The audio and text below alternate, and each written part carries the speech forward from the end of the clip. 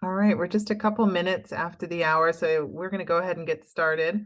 I'm Kirsten Parsons with Ingleside. Welcome you today to our presentation. Really pleased to have my colleague Maureen with us today.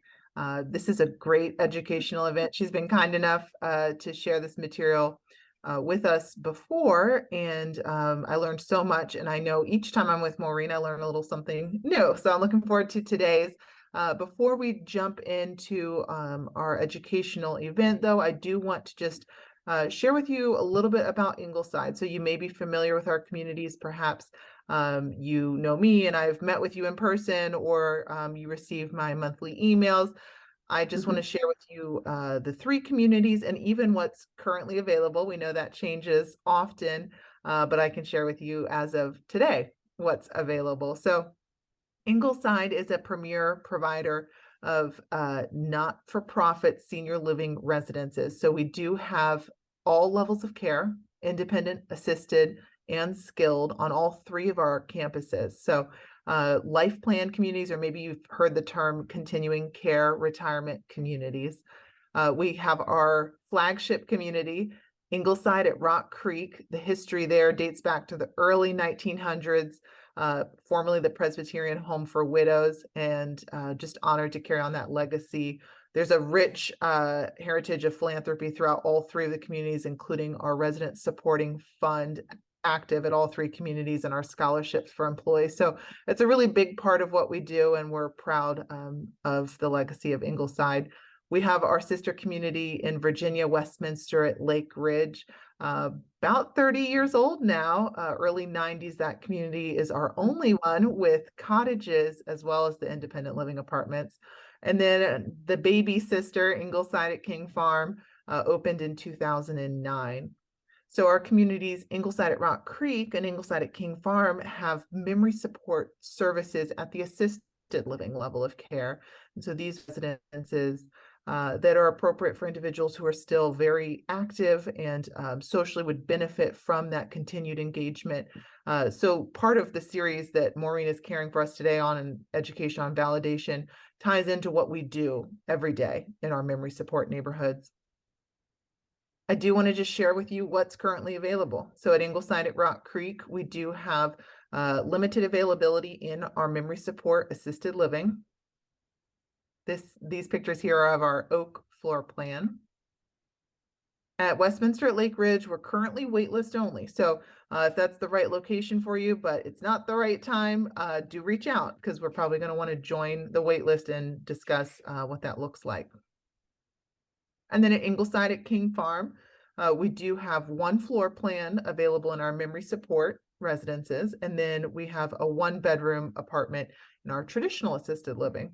So if any of these things are of interest to you or to someone you're caring for, or a friend, family member, reach out. I can tour you. We can talk about the wait list or talk about what's currently available. One thing I want to share with you that's unique and can be very helpful if it's the right thing for your family or your situation is a respite stay. Really two purposes. One can be to say, hey, for the resident, is this the right thing? And to do a 30-day stay, how are they involved with programs and enjoying things? Is this all that we hoped it would be? It can also be a really great thing for the primary caregiver to have that respite for themselves of being on 24/7. So if the respite program would be of interest to you, again, reach out, ask me about it. Would love to share more with you. So I do want to introduce you to my colleague, Maureen, a very through and through dementia education professional, someone who's cared for individuals with dementia for years, and not just the individuals impacted by dementia, but their families as well. Maureen plays a big role in our communities in training staff, and then extends that to training families. So like today, we want to share with you some of these best practices for caring for an individual who's been impacted by a form of dementia. So Maureen is a validation group practitioner as well as a certified dementia practitioner and trainer. So Maureen, thank you so much for joining us today. Sure. Appreciate it. All right, we did it. Thank you for your patience. I always tell my family that patience is a virtue, but not a family trait. And I definitely have patience at work and not necessarily patience at home, but those are two different things, I guess. So Naomi Feil, she's pictured here. She created this method around 1982. She's actually a social worker as well. And she started it because she learned that, again, sort of the hard way, that there's, when you're communicating with somebody that has some cognitive decline or confusion, the methods that we used in the past really weren't working.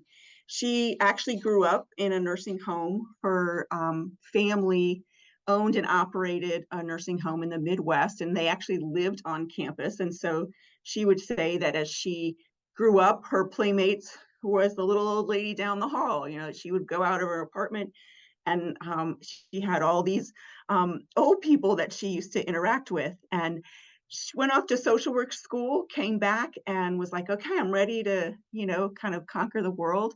And she started using a common practice at the time, which was called reality orientation, which was, say, I have dementia, and I think that I am looking for my young children.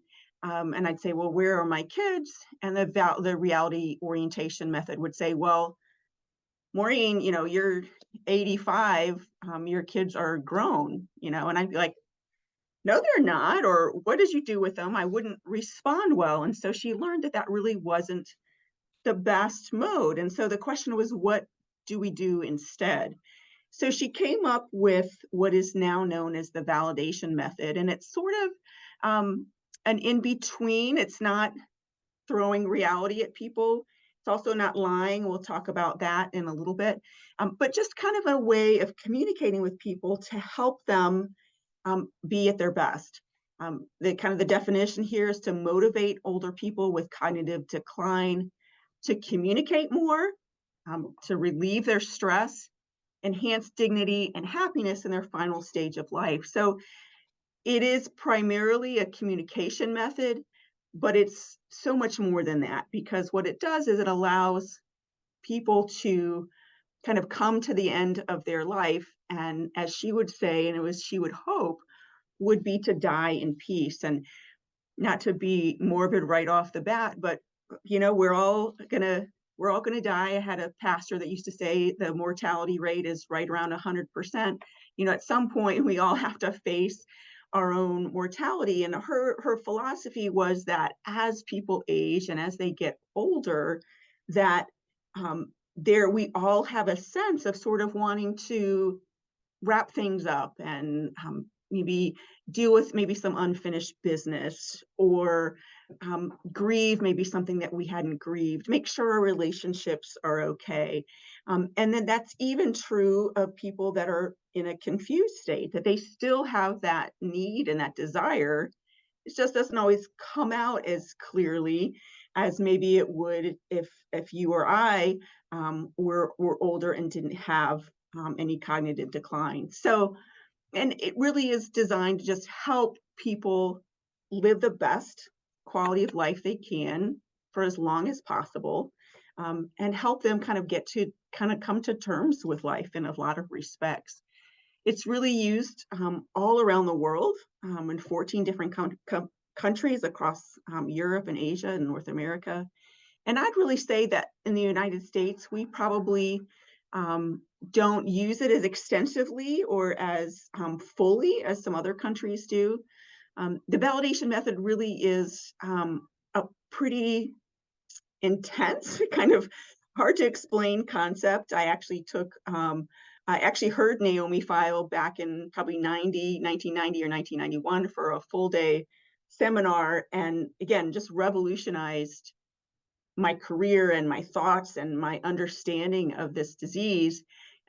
But it's this very large concept that I actually took two separate courses that are, multi-day, had to do papers and do homework to become a certified validation worker, level 1 and level 2. And I don't say that to say, wow, I'm really cool, but because there's a lot to this. There's much more to unpack in the validation method than we're really going to have time, but I want to kind of just give you an overview, sort of a high level view of what it is, what it isn't in some respects, talk about the basic principles, and then give you some practical skills, sort of the basic tenets of the method to help you hopefully have some good interactions and some better interactions with your family or with your clients, depending on what your role is.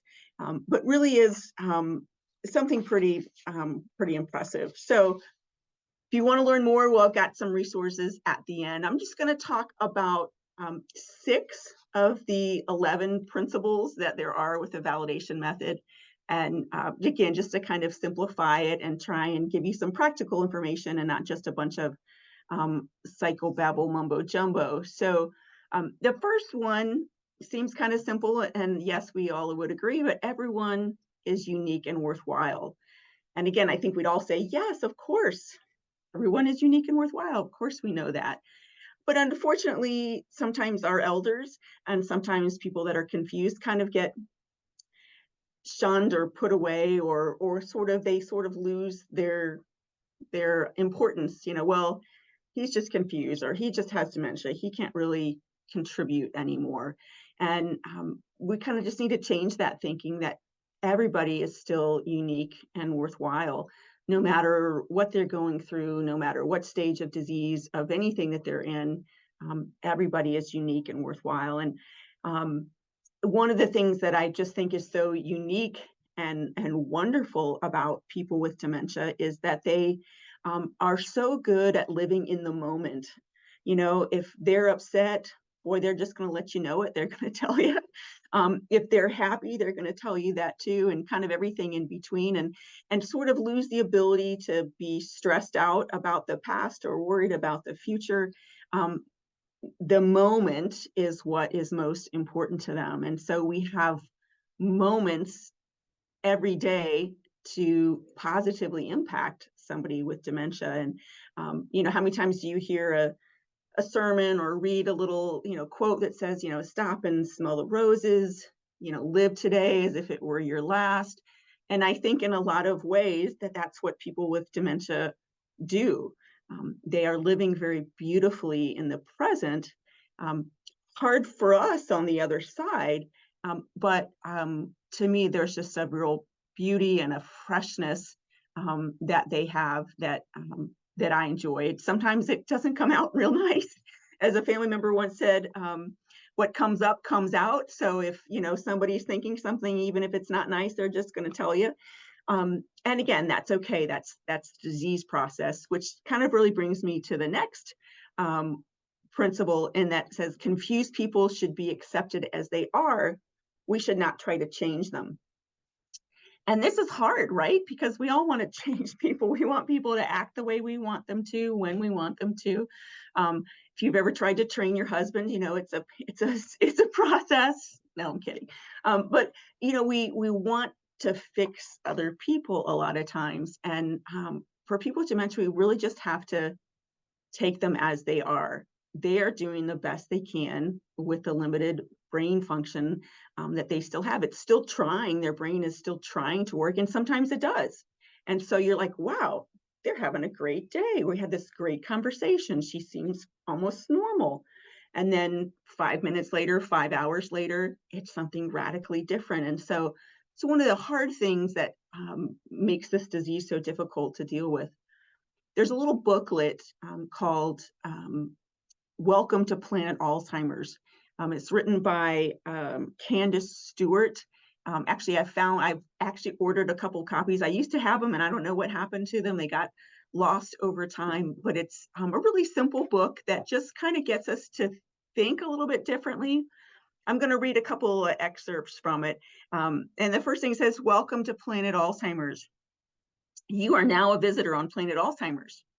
You have chosen to follow your loved one there as they are an unwilling inhabitant, having been taken there by force. You don't want them to be alone in this absurd place, but you're still used to the influences of planet Earth.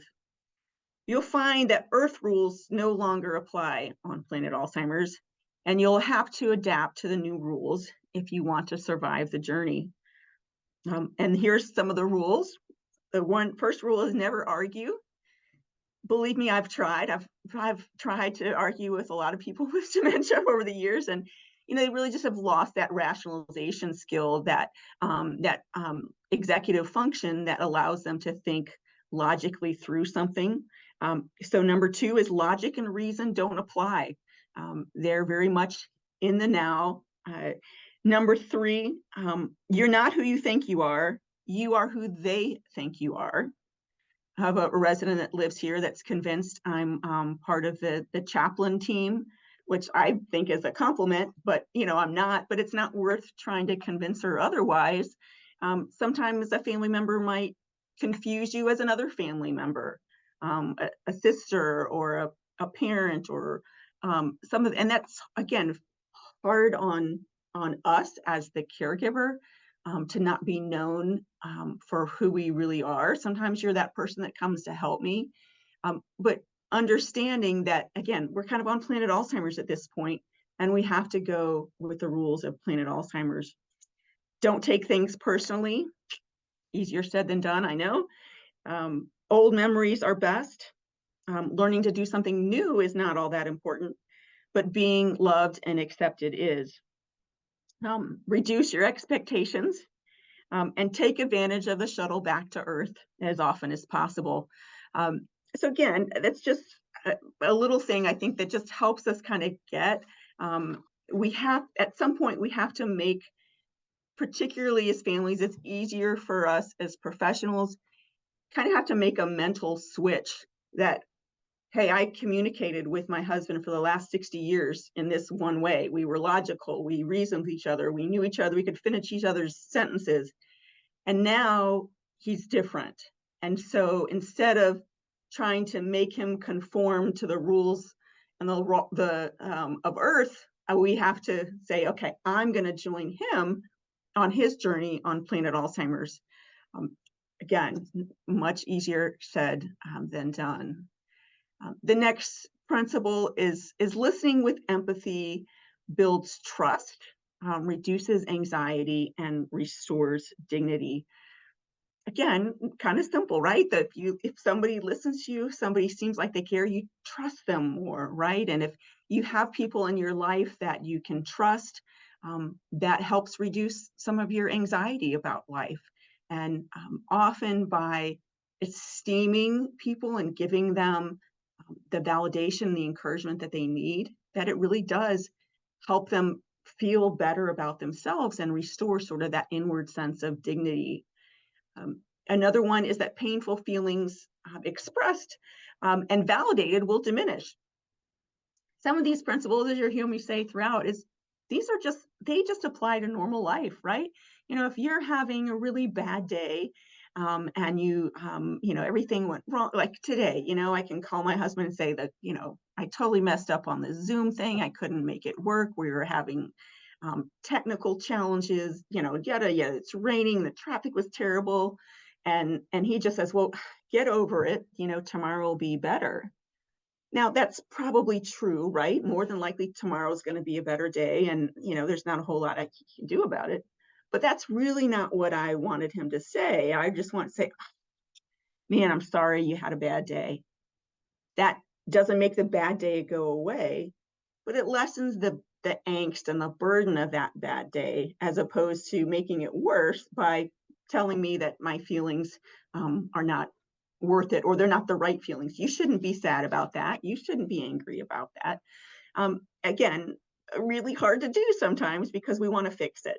And we'll talk some more about that in a bit. The next one is that all behavior has meaning. Everything we do, whether we're cognitively intact or cognitively impaired, everything we do has some sort of purpose or meaning. And then again, we get to be the ones that get to figure out what is it they're trying to say. Maybe they're not saying it in the same way that we would. Maybe they're doing something as opposed to telling us something.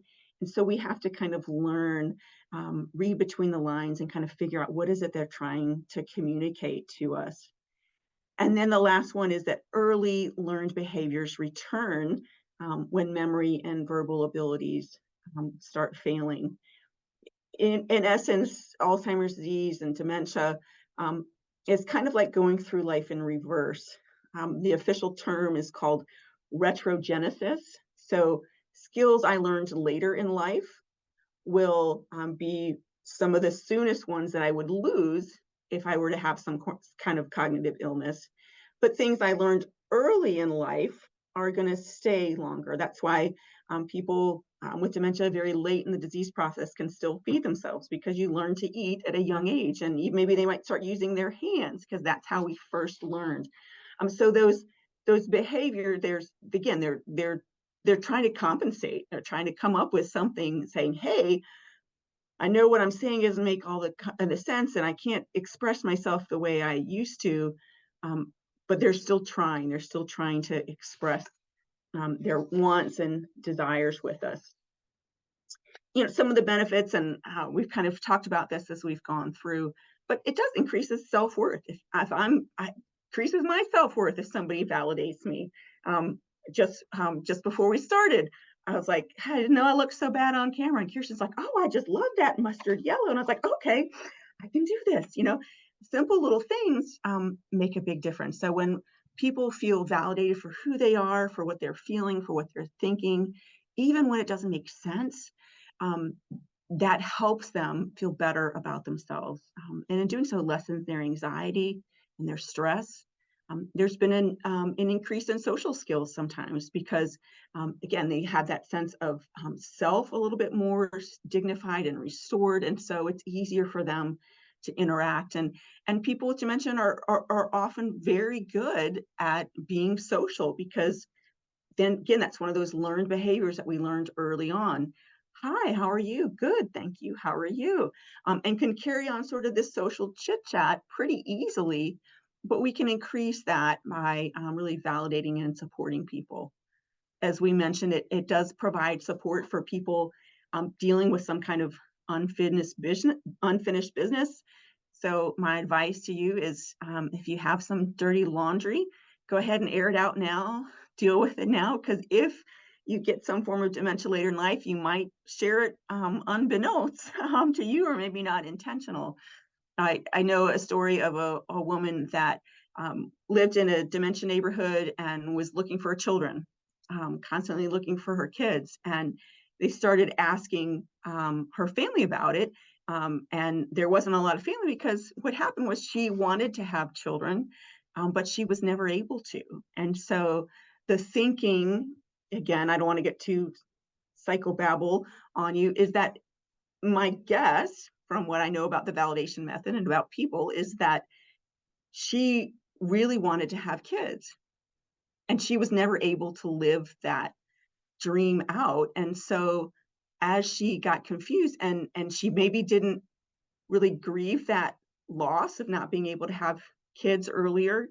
And so as she aged and as she was going through this sort of life review, she had some unfinished business. I wanted to have kids and I wasn't able to. And so it comes out as this story of, where are my kids? She's still searching and still trying to finish that phase of her life out. Using the validation method, or really any good communication skill with people with dementia, will help reduce your burnout as a caregiver. It's a hard job taking care of somebody with dementia. As we've already talked about, sometimes you're on planet Alzheimer's, sometimes you're on planet Earth. Sometimes they're happy, sometimes they're sad, sometimes they love you, the next minute they hate you. And so you're kind of in this constant anxiety and stress. And if we can learn kind of how to make that switch and go, okay, right now I'm on planet Alzheimer's, so I need to be in planet Alzheimer's mode, and try and kind of leave some of those lingering emotions at the door, take a deep breath and try and be present, and be present on that journey that they're on. And then there's other times when they're back on planet Earth and you can have that more meaningful interaction. And then there's times when you get some help while they're on planet Alzheimer's, and you stay in planet Earth and just scream or cry or join a support group, or get some support as you're learning. And then it can also decrease depression. Again, kind of common sense. If we think, hey, I'm feeling better about myself. I feel like I'm a little bit more self-assured. I'm less likely to be depressed. And there has been a significant decrease in some people of using less medications that affect mood and behavior. And unfortunately, a lot of the medications that we use to affect mood and behavior are also often have other side effects. So if we can diminish that, the better. I think there's definitely a place for medications. All depends on the person, but sometimes we can find that right balance by not just treating it pharmacologically, but also treating the disease, treating the behavior, treating the person through our care and our interactions. So the big question is, okay, you talked all this theory stuff. What does this really mean? How do I really do this? And so I've got a list of things that's not complete by any means of all the different validation methods and techniques, but it's kind of the basics that I try and teach the team here as well as people that I interact with.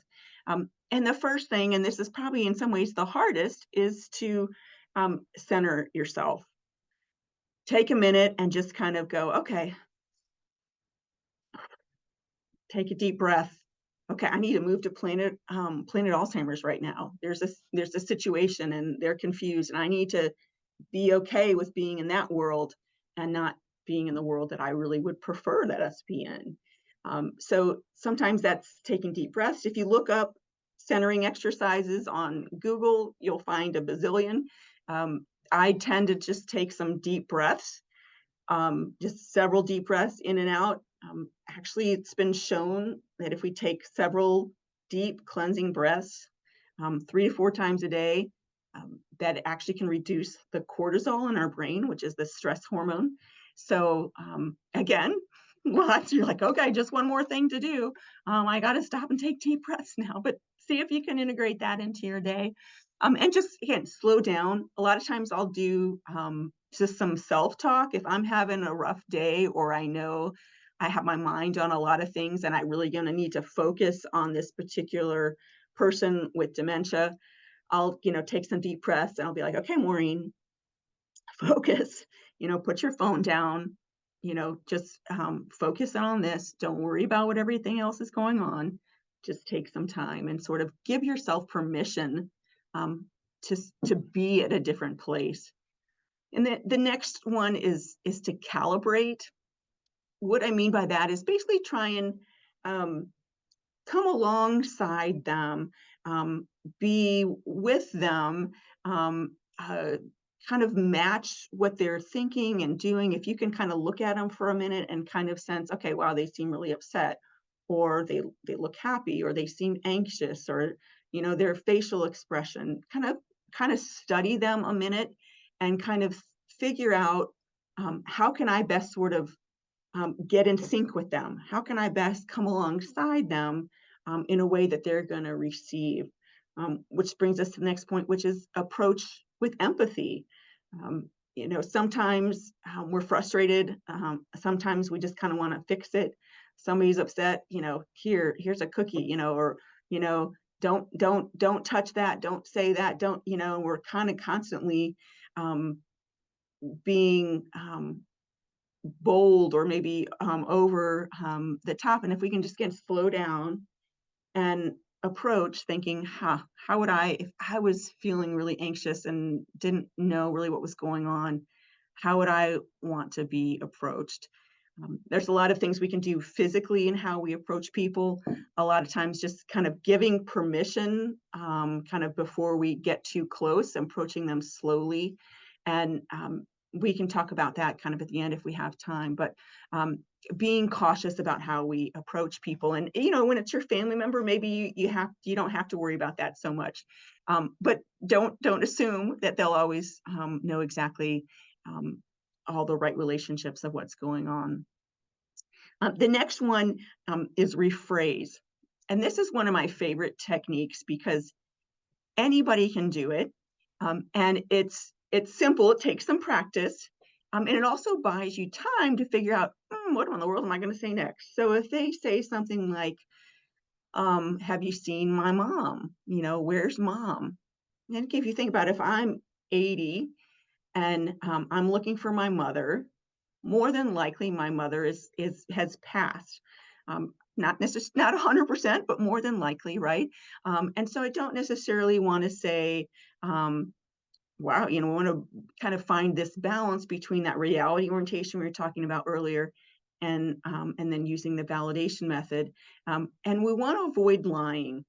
Now, if it works, do it is what I always say. But lying generally doesn't build trust. A lot of us aren't very good liars, which is probably a good thing. And then there's a sense of if I start telling one lie, then usually there's more lies that have to come on, and then maybe somebody else tells another lie, and then my children tell them something else, and we're just adding confusion rather than providing some kind of comfort or additional direction.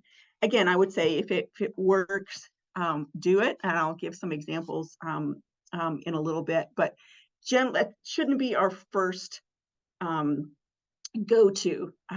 It's pretty common practice. It's known as therapeutic lying. I've been to seminars where then they change the name to therapeutic fiblets.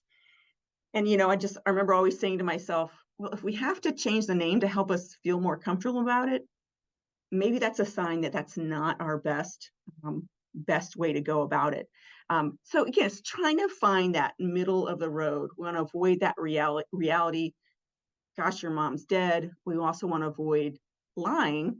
Oh, well, she'll be here later, because she's not, right? I mean, unless you have powers that I don't have, she's not going to be there later, right? And so, although that might work for the moment, and if that helps and that works, fine. But usually, all it does is kind of make people feel like they're just being, you know, put off or play. Oh, they'll be back later. Don't worry about it. When I'm worried, you know, and I'm trying to express something that you're not getting, and you're just blowing me off. Another one, I had a lady that every evening would look for her youngins, and she'd say, "Have you seen my youngins?" And so I would just rephrase back to her, "You're looking for your youngins?" "Yeah." And so immediately she feels like I'm listening to her, that I care, that I'm going to connect with her. And so then I just start, which the next one is, just start asking questions: who, what, where, when, and how. We want to avoid why questions, because it tends to put people on the defensive. Why did you do that? Why are you looking for your kids? And you're like, I don't know, I didn't, you know. So trying to say it in a way that makes some sense. Now, I knew this woman, so I could ask her some intelligent questions. I knew, you know, how many kids she had, and could talk about that. And so I would, you know, kind of try and carry that conversation. Again, she feels heard. She feels like I care. She may not be able to answer 100% accurately. She may not be able to answer at all, but I'm joining her world and affirming her for what it is that she's looking for. I firmly believe that people with dementia often, they're saying, "Hey, I'm looking for my mother. I'm looking for my kids. I want to go home." And there's a, and I don't think they can articulate this, but there's a sense of, they go, "I know what I'm saying isn't quite right. What I'm saying isn't what I want to say, but I just need somebody to come alongside me and be my friend, affirm me, validate me."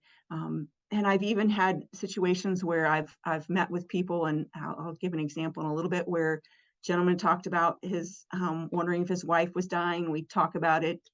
She had in fact passed, and at the end of our conversation of kind of validating where he was, joining his journey, he says, "Roberta's gone, isn't she?" And I'd say, "Yeah, she is." But I wouldn't lead off with that. I let him come to that conclusion by giving him some space. So asking those questions, affirming people. We all want to be complimented, right? You know, how many of you would say you get enough compliments every day? Probably not, or not as many as we'd like, maybe. But just affirming somebody. So this lady that would be looking for her youngins, I'd ask her questions. I'd say, "You are a great mom. I bet your kids just love you. They must adore you. You must be the coolest mom on the block. whatever, whatever might make some sense. And again, it's just like, yeah. So when somebody is anxious and upset, this is true of whether or not we're cognitively impaired, but when you're anxious or upset, your brain isn't functioning as well as it could. If you're anxious and upset and then you have dementia, your brain is really not functioning as well as it could. And if you can give me those messages of, hey, you're a great mom. I'm listening to you. I'm here.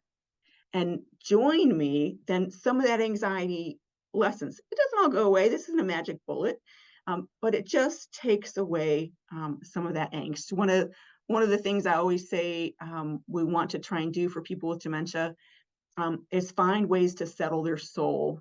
The more that we are pouring into people to help them feel settled and safe and secure, the better they're going to feel, the better they're going to act. And it's just going to be, life is going to be better for them. So touch is another one. For those of you that are family, again, you can probably touch your loved ones without it being a big deal most of the time. But as professionals, sometimes, again, we have to kind of earn that permission. And we do that by various ways. Some of it is just saying, hey, and maybe offering our hand out to somebody in a handshake. And a lot of times they will take it. And so then we do have that contact and we can take advantage of that. And then through this whole process, we're reminiscing, we're talking about, when I'm talking to the lady that's looking for her youngins, we're talking about cooking and baking for her kids. And then that's a way for me to go, you know what, I think we're about to have something to eat over here. Why don't you come join us? And she'll come and sit down and eat. If I told her, she said, hey, I'm looking for my youngest, and I said, hey, it's dinner time, come sit down, she's probably not going to eat because she's worried about her youngins. But I've gone through this process, and this isn't like an hour-long process. It could be 2 minutes, it could be 20 minutes. It kind of depends on the situation. And then I'm able to redirect her kind of in a place where I want her to go or to be, because I can think critically. I'm still on planet Earth. I can still think rationally. I can still plan ahead. And then kind of, I want to help this conversation move it to where I want to go. So the next slide, if we had some technical difficulties, is a video I'd like to show. And I think we've got it so that Kirsten can play it for us. So should I stop my screen share or what do I need to do? Yeah, I'll share my screen and hopefully the audio works on my end. It's a great video.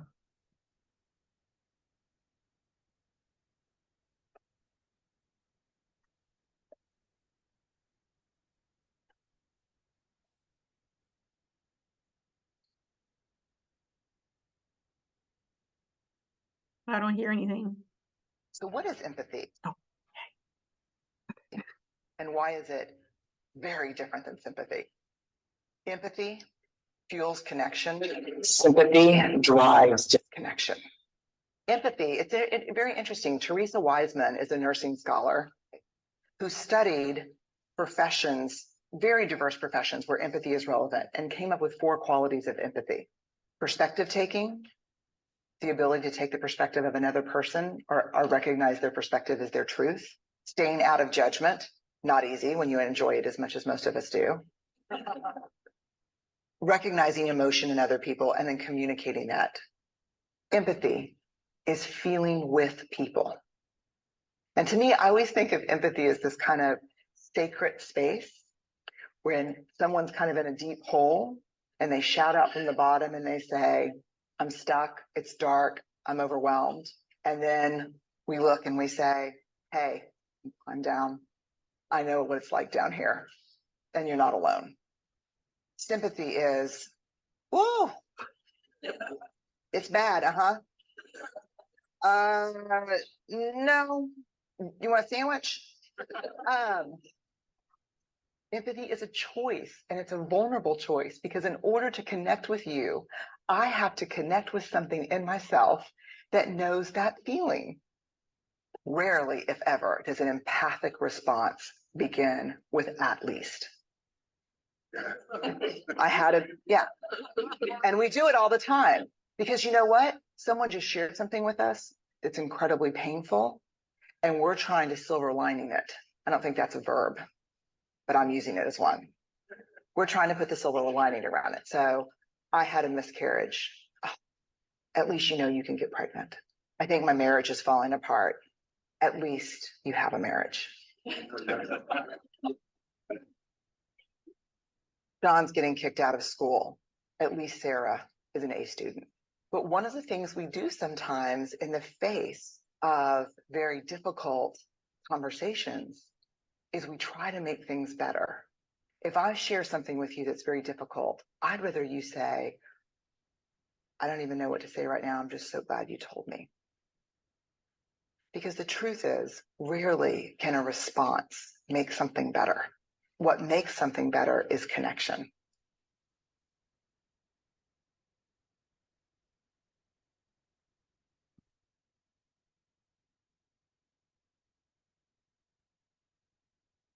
Are we good?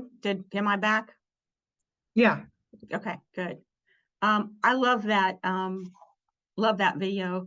And it's Brene Brown does such great work. So if you have look her up, you'll definitely find some great truths. Hopefully, there we go. So just a couple other thoughts before I tell you a couple of stories is you know, sometimes people later in the disease process have more trouble with their verbal skills, and so there's still a lot of these techniques that we can use, and one of them is called use ambiguity. And so if I look upset and you don't know what's wrong with me and I'm having trouble expressing that, you can just simply saying something like, I see you're really upset.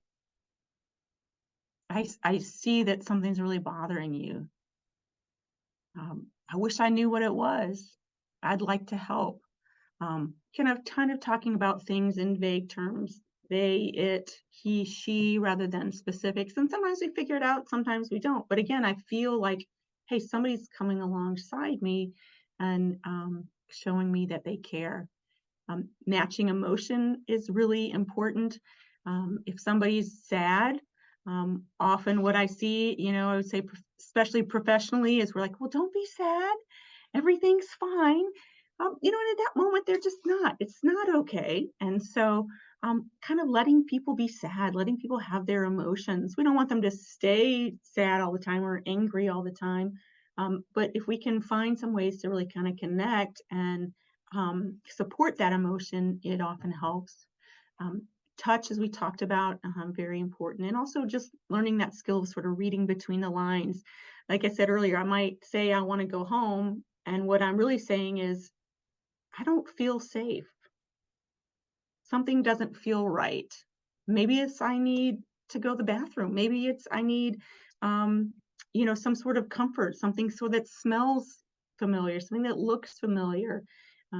It can be a lot of different things. So just a couple of things as I just have a couple more slides here. I can't in this time express to me the importance and the power and really the beauty that of something that takes place using this method. I have really seen people heal.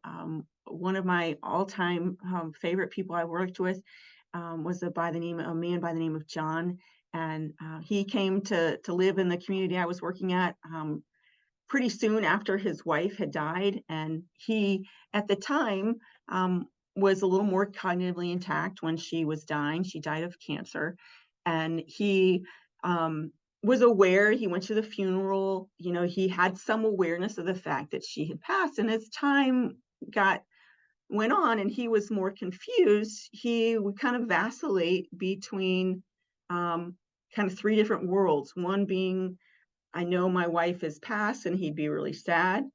Other times thinking she was actually in the dying process and he had to get to her. And other times where he thought she was completely okay. And so the days when he thought everything was fine and he'd say, well, hey, have you all seen Roberta? And again, not my favorite thing to do, but a lot of times we'd lie and say, oh, well, I haven't seen her. Maybe she'll be back later. Maybe she's out shopping. We'd kind of try and make it vague enough, but he was happy. He wasn't worried about it. And he's like, well, okay. And he'd go about his business. There are other days when he would bring me the the program from the funeral and say, she's gone, isn't she? And we could talk about it. We could grieve together. And then the hardest part was the middle of the road, when he would come into my office and say, "Where's Roberta? She's dying. I know she's in the hospital, and I've got to get to her." And again, reality was I couldn't take him to a hospital because, one, she wasn't there, and two, it just wouldn't be feasible. I didn't want to say right then and there, well, she's gone, because he wants to see his wife before she dies. And so I would do this process. I'd say, "Oh my gosh, you're looking for Roberta. Where is she? What do you think's going on? Is there somebody we need to call?" And I could, again, slowly, after a lot of time and a lot of interactions, kind of get him from that heightened, "Oh my gosh, I've got to get to her," to, okay, we're going to figure this out. And, we took one, we kind of got him off the ledge, and then he could go on to do something else. And so I really feel like I had the joy, for lack of a better word, of literally helping him grieve in a state that he was kind of just caught between all these different worlds. And so by joining him where he was able to heal. And again, many times in the height, when he would come and say, "Oh my gosh, I've got to get to Roberta," often by the end of the conversation, he'd say, she's gone, isn't she? And then I could say, "Yeah, John, I'm sorry, buddy. It's going to be okay. We're here for you." And then he could go and eat, or go take a shower, or go do what he needed to do. But if he came to me and said, "Oh my gosh, I've got to get to Roberta," I'm like, "Don't worry, she's fine. We'll let you know if we hear from her." He's going to be irate. And so again, it's just kind of jumping in, joining people where they are. I would say these are skills. It's skills that we really should use in life. I definitely have been learning some of these things in my personal life. If we have time, we'll share that. But just learning how to do this, it's easy for me to do at work. It's not easy for me to do other places. But these are great skills that, we all want to be validated, right? We all want to feel like, hey, I'm making a contribution. I'm doing something worthwhile. Every situation's different. And so just learning and being open to some new techniques. And a lot of it is just kind of, there's a little bit, you got to fly by the seat of your pants a little bit, and go with the flow, and kind of look at things from a different perspective. Like I said, it's a useful tool to kind of use with anybody. I'm going to skip this next slide because that is also a video. Great, oops, I went too far. Great resource. There was a video that Teepa Snow put together. She's also one of my heroes of the profession, and just has some really simple and quick videos. She's on TikTok. She's got lots of YouTube videos, but she uses the validation method quite a bit, but she also works with what's called the positive approach, and just another way of kind of physically approaching people. But here's some resources here. The Validation Institute, again, it's a national organization, teepasnow.com, and then the Alzheimer's Association, incredible organization with tons of resources, support groups, a 24/7 helpline you can call anytime. You will get a live person to help you find resources or just get some support. And then the last one is me. Hate seeing pictures of myself, but there you go. That's my contact information. I'd be happy to answer questions if I can. Feel free to reach out to me by phone or email. I want to be a resource to you all. Like I said, I'm passionate about this, and we need support. This is not an easy, it's not an easy journey, but when we validate each other and we join the journey with each other and with our folks that have dementia, hopefully we get a better outcome. So do we have any questions in the Q&A? I don't see any, but if you see some, Kirsten, or if somebody wants, if you want to people want to raise their hand or. Yeah, to type anything in the Q&A or in the chat would be great, and then Maureen and I can read those off and answer those questions. Maureen, as always, you evoke so much empathy in us, and you share that as well. And so it's interesting that that's what you're part of what you're teaching on, because you do it so well. And so thank you for sharing your heart. Professionally, yes. Personally, not so well. Yeah, Thank so you. we've got just maybe 2 or 3 more minutes, so we can hang on and wait for any questions. And then it has been recorded today, so I will share the link to this recording to all of the individuals who registered. That way, if there was a family member who wanted to join today but didn't get a chance, you're welcome to share that link to the recording with them. So we do have a question in the chat. Are you able to see that? Yep, let's see. Oh, let's see if I need to make the chat. No, it says that my chat is not accessible. Okay, Q&A works as well. So we're able to see the Q&A if you want to type. Yeah, no, sorry, that's what it said. That's what it's. Oh, maybe we can go there. Let's see. No, I don't. It just says it's not accessible. Can you read it to me?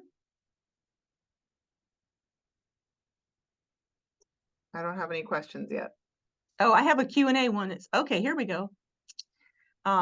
My mom has a moderate amount of dementia, and she says things like, someone stole my slacks. If I acknowledge that, she will be charged up and continue talking about it. What should I be saying?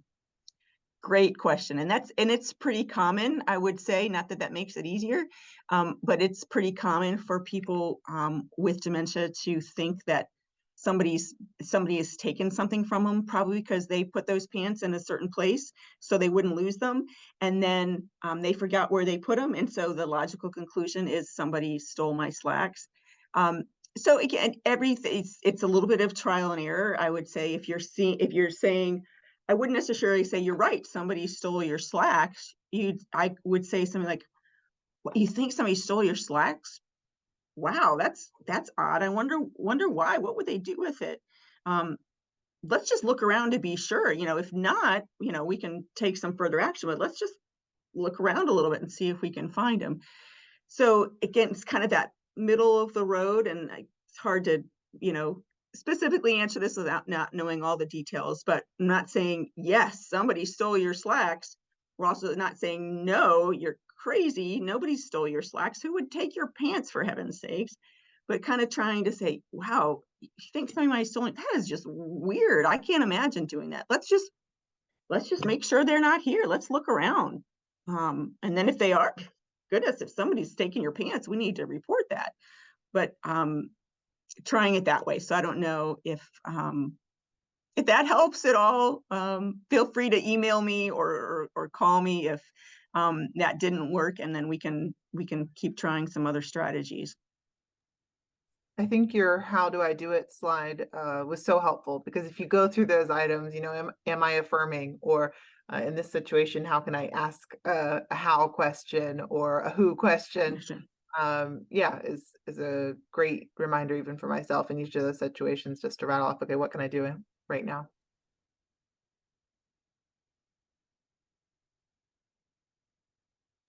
All right, well, I don't think we have other questions. Maureen shared her contact information. You have mine as well. I'll be sharing the link to today's recording and Maureen's slides. Thank you, Maureen, for your time. And thank you My to pleasure. for joining us this afternoon. Sure. Thanks again for your patience with us at the beginning with my technical difficulties. Have a great day. All right, thanks all.